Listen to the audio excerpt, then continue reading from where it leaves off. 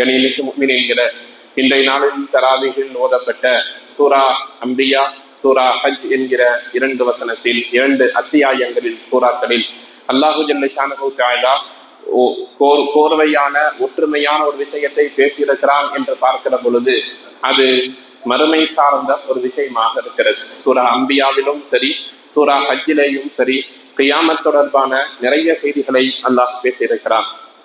அதே நேரத்தில் சூரா அம்பியா என்று சொல்லப்படக்கூடிய முதல் பாதி ஜுசுவிலே 17வது ஜுசுவினுடைய முதல் பாதியில் அல்லாஹ் அந்த சூறாவில் கிட்டத்தட்ட 16க்கும் மேற்பட்ட நபிமார்களின் பெயரை சொல்லி அவர்கள் சார்ந்த வரலாறுகள், அவர்கள் செய்த துஆக்களை எல்லாம் நமக்கு எடுத்து சொல்லி, உங்களுக்கு ஏதாவது தேவைகள் கஷ்டங்கள் ஏற்படுகிற நேரத்தில் இந்த சூறாவை, இந்த துஆவை ஓதி நீங்கள் என்னிடத்தில் தேவையை கேட்டுக்கொள்ளுங்கள் என்று நிறைய நபிமார்கள் செய்த பிரத்யேகமான துஆக்களை நமக்கு சொல்லி தந்திருக்கிறார். பார்க்கிறோம். ஹஜ்ரத் அய்யூப் அலைஹிஸ்ஸலாத்து வஸ்ஸலாம் அவர்களை பற்றி இந்த சூறாவில் பேசுகிற பொழுது 83வது வசனத்தில் அல்லாஹ் பேசுகிறான், அய்யூப இதனாதா ரப்பஹு அன்னி மஸ்ஸனியல் துர்ரு வ அன்த அர்ஹமுர் ராஹிமீன். உடல் முழுக்க புண், சோதனை, கஷ்டம் எல்லாம் தன்னை விட்டும் சென்று விட்ட பொழுது அய்யூப் அலைஹிஸ்ஸலாம் எப்படி துஆ செய்தார்கள்?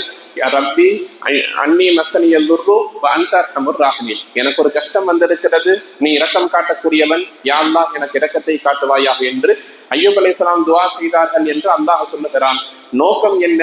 உங்களுக்கு ஏதாவது அய்யூப் அலைஹிஸ்ஸலாம் அவர்களை போல் நெருக்கடியான சூழ்நிலை வந்தால் இந்த துஆவை என்னிடத்தில் கேளுங்கள். அதே போல ஜக்கரியா அலைஹிஸ்ஸலாத்து வஸ்ஸலாம் அவர்கள் நீண்ட நெடிய காலம் குழந்தை இல்லாமல் இருந்தார்கள்.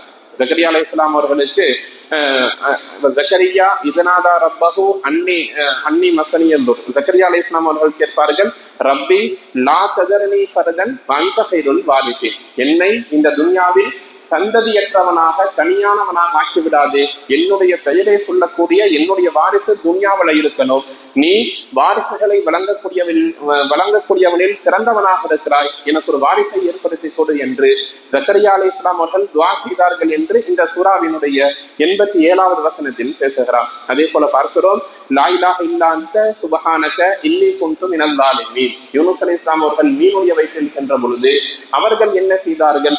லா இலாஹா இல்லா அன்த, உன்னை தவிர வணக்கத்திற்கு தகுதியான வேறு யாரும் கிடையாது, சுப்ஹானக நீ பரிசுத்தமானவன், இன்னி குன்து மினல் ஸாலிமீன், நான் தான் அநியாயக்காரனிலிருந்து உண்டானவனாக இருக்கிறேன், எனது பாவத்தை மன்னிப்பாயாக, எனக்கு இந்த மீன் வயிற்றிலிருந்து பாதுகாப்பை தருவாயாக, வெளிப்படுத்துவாயாக என்கிற அந்த நோக்கத்தோடு இந்த தஸ்பீஹை, இந்த துஆவை ஓதினார்கள் என்று அல்லாஹ் இந்த சூறாவில் சொல்லியிருக்கிறான். இப்படியாக நபிமார்கள் சந்தித்த நிறைய கஷ்டங்களையும் அது சார்ந்த செய்திகளை சொல்லுகிற பொழுது அவர்கள் எப்படி துஆ செய்தார்கள் என்பதையும் அல்லாஹ் இந்த சூறாவில் சொல்லியிருக்கிறான். முத்தாய்ப்பாக ஒரு வசனத்தை சமகால அரசியல் வாழ்வோடு சமகால செய்திகளோடு பொருத்தி பார்ப்பது என்று சொன்னால் அல்லாஹு ஜல்ல ஷானஹு தஆலா 92வது வசனத்தில் பேசுகிற பொழுது இன்ன ஹாதிஹி உம்மத்துக்கும் உம்மத்தம் வாஹிதா, நீங்கள் இருக்கக்கூடிய இந்த சமுதாயம் என்பது உங்களுடைய பார்வையில் எப்படி வேண்டுமானாலும் இருக்கலாம். அல்லாஹ் சொல்லுகிறான், என்னை பொறுத்தவரை இன்ன ஹாதிஹி, இந்த உம்மத், ஹாதிஹி உம்மத்துக்கும் உம்மத்தம் வாஹிதா, ஒரே உம்மத்து தான். இங்கே ஹனஃபி, ஷாஃபி என்கிற மதுஹப் ரீதியிலான பிரிவுகளாக இருந்தாலும் சரி, அல்லது வெள்ளை கருப்பு என்று நிறம் சார்ந்தவர்களாக இருந்தாலும் சரி, கொள்கை சார்ந்தவர்கள், நீங்கள் எப்படி வேண்டுமானாலும் உங்களை பிரித்து கொண்டாலும் அல்லாஹ்வை பொறுத்தவரை உம்மத்துக்கும் உம்மத்தம் வாஹிதா, ஒரே உம்மத்து தான். அல்லாஹ்வை பொறுத்தவரை அல்லாஹ் ஒரு உம்மத்தாகத்தான் உங்களை ஆக்கியிருக்கிறான்.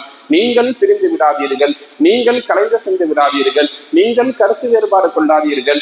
அன ரப்புக்கும் ஃபஅபுதூன், நான் உங்களுடைய இறைவன், நீங்கள் ஒரே உம்மத், நான் ஒரே இறைவன், என்னை நீங்கள் வணங்குங்கள் என்று அல்லாஹு ஜல்ல ஷானஹு தஆலா 92வது வசனத்தில் பேசக்கூடிய ஆயத்தை பார்க்கிறோம். இந்த ஆயத்திற்கும் சமகாலத்தில் நடைபெறக்கூடிய உலகின் பெரும் நிகழ்வுகளுக்கும் ஒரு பெரும் தொடர்பு இருக்கிறது.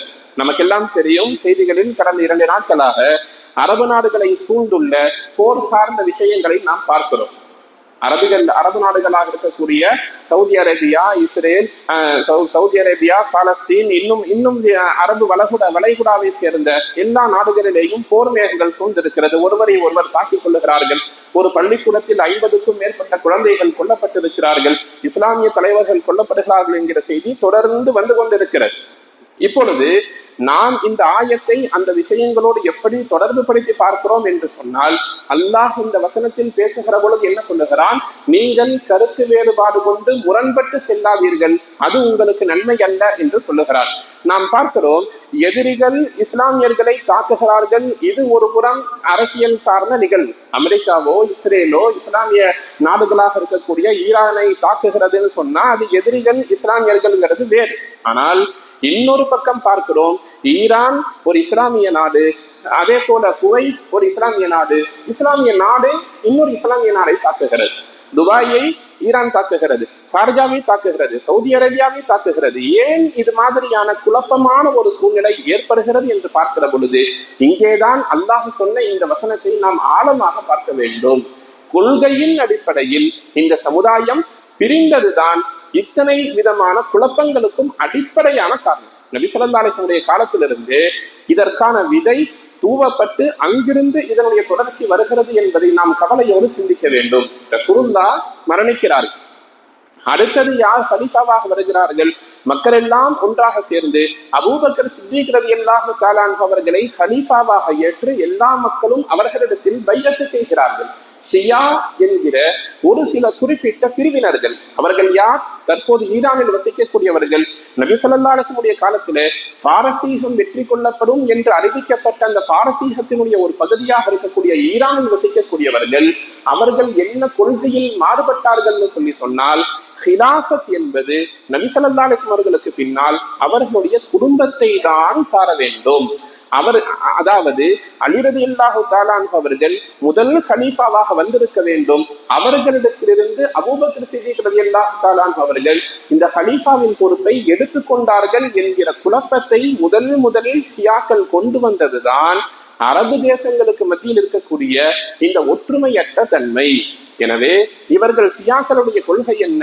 அபூபக்கர் சித்திக் ரலியல்லாஹு ஏற்றுக்க மாட்டாங்க, ஆயிஷா ரலியல்லாஹு ஏற்றுக்கொள்ள மாட்டார்கள், உமர் ரலியல்லாஹு ஏற்றுக்கொள்ள மாட்டார்கள், இன்னும் நிறைய சஹாபாக்கள் சொன்ன ஹதீஸுகளை ஏற்றுக்கொள்ள மாட்டார்கள்.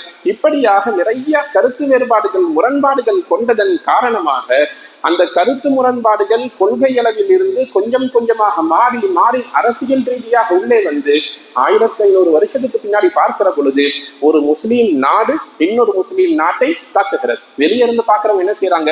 என்னப்பா பாய்மார்களுக்குள்ள அடிச்சுக்கிறாங்களான்னு சொல்லுவார். ஆனால் அசல் விஷயம் என்ன? கொள்கையில் முரண்பட்டதுதான் இத்தனை விதமான குழப்பங்களுக்கும் காரணம். இந்த நேரத்தில் இந்த ஆயத்தை நீங்கள் இங்கே பொருத்தி பாருங்கள். அல்லாஹ் என்ன சொல்லுகிறான்? இன்னஹாதிஹி உம்மத்துக்கும் உம்மத்தம் வாஹிதா. உங்களை அல்லாஹ்வை பொறுத்தவரை ஒரே உம்மத்தாகத்தான் உங்களை ஆக்கி வைத்தான். உங்களுக்கு ஒரு அல்லாஹ் தான், ஒரு ரசூல் தான், ஒரு குர்ஆன் தான். அதைத்தான் நீங்கள் பற்றி பிடித்திருக்க வேண்டும். சொந்த கருத்துக்களை நீங்கள் கொண்டு வந்து உள்ளே புகுத்தி கருத்தளவில் நீங்கள் முரண்படுகிற பொழுது காலங்கள் செல்ல செல்ல பெரும் குழப்பம் உங்களை வந்து சூழ்ந்து கொள்ளும் என்பதைத்தான் சமகால அரசியல் நிகழ்வுகள் காட்டுகிறது. இது ஒரு தாக்குதல் பதில் தாக்குதல், நல்லது கெட்டது எல்லாம் ஒரு பக்கம் இருந்தாலும் கூட நம்முடைய சொந்த பந்தங்கள் நிறைய நபர்கள் இதனால் பாதிக்கப்படுகிறார்கள். வெளிநாடுகளில் பணி செய்யக்கூடிய நிறைய உறவுகள் நம்மை சார்ந்தவர்கள் நிறைய நபர்கள் வெளியில் இருக்கிறார். போரினால் அவர்கள் கொல்லப்படலாம், அங்கிருந்து வருவது தாமதமாகலாம், இங்கிருந்து செல்லுவது தாமதமாகலாம். இப்படி இந்த சிறிய கருத்து மோதலினுடைய அந்த விளைவு என்பது பல்வேறு நபர்களுடைய குடும்ப அளவில், வருமானத்தின் அளவில், பொருளாதாரத்தில் பாதிப்பை ஏற்படுத்துகிற பொழுது நாம் நம்முடைய கொள்கையில் எப்படி இருக்க வேண்டும், மார்க்கத்தை எந்த அளவிற்கு பற்றி பிடித்துக் கொள்ள வேண்டும் என்பதை இந்த நேரத்தில் இந்த ஆயத்தை வைத்து ஒரு நல்ல படிப்பினையாக எடுத்துக்கொள்ள வேண்டும். ரசூலுல்லாஹ் மரணிக்கிற பொழுது சொன்னார்கள், என்னையும் எனக்கு பின்னால் ஹதீஸையும் குர்ஆனையும் நீங்கள் மிக இறுக்கமாக அல்லாஹ்வின் கயிற்றை நீங்கள் ஒற்றுமையாக பற்றி பிடித்துக் கொள்ளுங்கள் என்று சொல்லுகிறார்கள். எப்பொழுது குர்ஆனை விட்டும் ஹதீஸை விட்டும் நாம் நம்மை தூரப்படுத்திக் கொள்ளுகிறோமோ அப்பொழுதெல்லாம் இது மாதிரியான சோதனைகள் நம்மை சூழ்ந்து ஒரு பெரும் குழப்பம் வந்துவிடும் என்பதை கவனத்தில் கொண்டு எதிர்வரும் காலங்களில் குர்ஆனை ஹதீஸை பற்றி உள்ள அதிகமான செய்திகளை தெரிந்து கொள்வதோடு குர்ஆன் ஹதீஸை பற்றி பிடித்து வாழக்கூடிய நல்லதொரு மனிதர்களாய் நாம் இருக்க வேண்டும். அல்லாஹ் ஜல்ல ஷானுஹு தஆலா தௌஃபீக் செய்வானாக. இந்த போரினால் நம்முடைய சொந்த பந்தங்களில், உறவினர்களில், இஸ்லாமிய பந்தங்களில் யார் யாரெல்லாம் என்னென்னவெல்லாம் பாதிப்பிற்கு உள்ளாகி இருக்கிறார்களோ அல்லாஹ் ஜல்ல ஷானுஹு தஆலா விரைவில் அவர்களுக்கான பரிபூர்ணமான நிவாரணத்தையும் தந்து நல்லதொரு பொருளாதாரத்தையும் உடல் ஆரோக்கியத்தையும் ஆஃபியத்தையும் தந்து நல்லதொரு புரிவானாக. வாஹிரு தஅவானா அனில் ஹம்துலில்லாஹி ரப்பில் ஆலமீன்.